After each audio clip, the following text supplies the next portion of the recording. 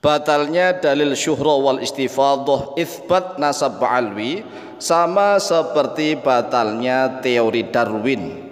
Teori Darwin ini syuhra wal istifadhah pada tahun sekitar 1800-an sampai 1900. Syuhra wal istifadhah teori Darwin itu, tetapi menentang teori sebelumnya. Walaupun toh dikatakan bahwa sebelumnya dahulu sudah ada teori yang mirip teori Darwin, yaitu teori yang diungkap di Yunani, tetapi enggak syuhra wal istifadhah. Nah, sama dengan itsbat nasab ba'alwi. Jadi itsbat nasab ba'alwi ini mirip teori Darwin. Dari teori Darwin itu kan muncul belakangan, kemudian syuhra wal istifadhah. Nah, apa sih yang disebut syuhra? Syuhra itu adalah masyhur. Masyhur itu terkenal. Istifadhah itu al-mustafid. Mustafid itu artinya ya viral begitu. Jadi sudah masyhur, terkenal dan viral nyebar kemana-mana. Nah, ternyata itsbat nasab ba'alwi dengan menggunakan dalil atau teorinya adalah syuhrah wal istifadhah ini batal. Tidak bisa dipakai. Tidak bisa digunakan menggunakan itsbat nasab ba'alwi menggunakan dalil syuhra wal istifadhah. Mengapa tidak bisa? Begini, Sayyid Ahmad Al-Muhajir bin Isa yang lahir pada tahun 260 Hijriah, wafat pada tahun 345 Hijriah. Kalau dimasehikan ya kurang lebih pada tahun 873 Masehi sampai tahun 956 Masehi. Ini tahun perkiraan ya, karena nggak ada yang tahu persis, tetapi ini ya sekitar itulah tahunnya. Kemudian menggunakan dalil syuhrah wal istifadhah. Sekali lagi, syuhrah itu masyhur, masyhur itu terkenal. Istifadhah itu artinya viral begitu. Jadi terkenal dan viral. Selama kurang lebih 400 tahun bahwa anak Sayyid Ahmad Al-Muhajir bin Isa hanya ada 3 orang saja, yaitu Muhammad, Ali dan Husain. Jadi selama kurang lebih 400 tahun syuhrah wal istifadhah anaknya Sayyid Ahmad Al-Muhajir bin Isa itu hanya ada 3 orang saja. Tetapi setelah 400 tahun kemudian tiba-tiba ada data lain begitu.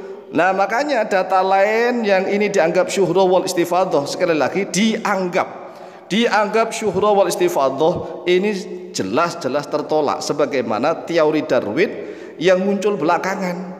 Jadi kan Darwin mengatakan manusia itu evolusi kan yang perubahan step by step begitu. Ya sama persis dengan teori Darwin yang padahal sebelum adanya teori Darwin itu diajarkan di mana-mana bahwa manusia ini ya keturunan Nabi Adam. Ya, agama Kristen, agama Yahudi, Nasrani mengajarkan bahwa manusia ini anak cucu Adam, termasuk agama Islam. Nah, tiba-tiba ada teori Darwin begitu ya. Nah, teori Darwin ini lambat laun juga tertolak, akhirnya hilang teori Darwin. Nah, penetapan atau itsbat nasab habaib ba'alwi ini kita samakan dengan teori Darwin. Perhatikan nih. Pada tahun 400-an Hijriah, ini syuhra wal istifadhahnya anak Sayyid Ahmad bin Isa Al-Muhajir ini hanya 3 orang, yaitu Muhammad, Ali dan Husain. Ini syuhra wal istifadhah, terkenal dan viral. Anaknya Sayyid Ahmad Al-Muhajir bin Isa ini hanya 3 orang saja. Kemudian pada tahun 500 Hijriah syuhra wal istifadhah anak Sayyid Ahmad bin Isa Al-Muhajir juga hanya ada 3 orang saja, yaitu Muhammad, Ali dan Husain. Kemudian 100 tahun lagi nih, yaitu pada tahun 600 Hijriah syuhra wal istifadhah juga masyhur dan viral di mana-mana bahwa anaknya Sayyid Ahmad bin Isa Al-Muhajir hanya ada 3 orang saja. Dan ini terjadi sampai pada tahun 800 Hijriah. Jadi mulai tahun 400 Hijriah, 500, 600, 700, 800 ini syuhra wal istifadhah bahwa putra dari Sayyid Ahmad bin Isa Al-Muhajir hanya ada 3 orang saja, yaitu Muhammad, Ali dan Husain. Lalu tiba-tiba ini muncul ada info baru, berita baru yaitu kurang lebih pada tahun 895 Hijriah sampai 1444 ya kemarin ya, sekarang kan 1445-46 nih, bahwa anaknya Sayyid Ahmad bin Isa al-Muhajir itu jadi 4. Yang awalnya selama kurang lebih 400 sampai 500 tahun syuhra wal istifadhahnya anaknya hanya ada 3. Hanya ada 3, yaitu Sayyid Muhammad, Ali dan Husain. Tiba-tiba menjadi 4 syuhra wal istifadhah juga. Ini setelah menyebarnya kitab tulisan Syekh Ali bin Abu Bakar As-Sakran yang lahir pada tahun 818 Hijriah, yang wafat pada tahun 895 Hijriah atau dimasihkan 1415 Masehi. Saya wafat pada 1489 Masehi. Nah, setelah tulisan dari Syekh Ali bin Abu Bakar As-Sakran ini menyebar kemana-mana, kemudian dikatakan syuhra wal istifadhah. Nah, pertanyaannya sekarang begini, jika ada satu dalil yang sama yaitu syuhra wal istifadhah, masyhur, terkenal dan viral beritanya di mana-mana, bahwa Sayyid Ahmad bin Isa al-Muhajir itu putranya hanya ada 3, yaitu Muhammad, Ali dan Husain.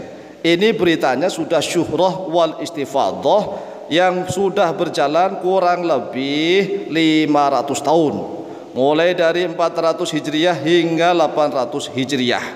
Kemudian tiba-tiba ada lagi muncul bahwa putranya Sayyid Ahmad bin Isa al-Muhajir itu menjadi 4 ditambah Ubaidillah, kemudian juga menggunakan dalil syuhra wal istifadhah. Nah, kita kira kita harus menggunakan syuhra wal istifadhah yang mana nih? Yang duluan atau yang belakangan? Ayo jawab, yang duluan atau yang belakangan? Ini ada satu dalil yang sama yaitu syuhra wal istifadhah. Nah, syuhra wal istifadhahnya yang belakangan ini aneh, tapi aneh itu aneh setelah menyebarnya kitab tulisan Syekh Ali bin Abu Bakar As-Sakran dan dibumbu-bumbui katanya ijma' ulama, sudah menjadi konsensus ijma'. Masya Allah, ijma' ini sesuatu yang berat loh ya, karena konsensus kesepakatan itu harus banyak sekali orang-orang yang menyepakatinya, baik itu yang qauli maupun yang sukuti.